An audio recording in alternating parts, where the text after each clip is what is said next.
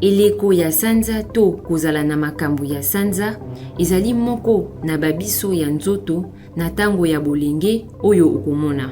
Ezali moko na yango babengi cycle menstruel to eloko na sanza.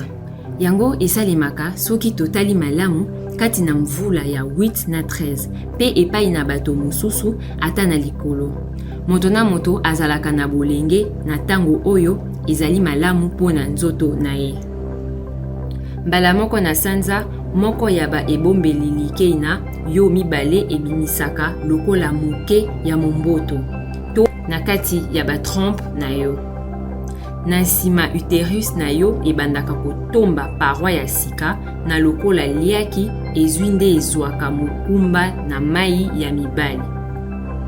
Soki mai ya mibali ezali te mpona kokutana na momboto ekobi kotambola na batrompe na yo pe ekebisaka uterus na yo ete paroi ya sika ezali na ntina te. Na nsima, uterus na yo ebimisaka paroi yango oyo emonanaka lokola makila na nzela ya nzoto ya bomwasi na yo. Yango babengi yango eloko ya sanza to kozala na makila ya sanza. Eloko ya sanza ebandaka kozala na bumeli ya mikolo 21 kino na 35 pe ezalaka na bumeli ya mikolo mibale kino na sambo.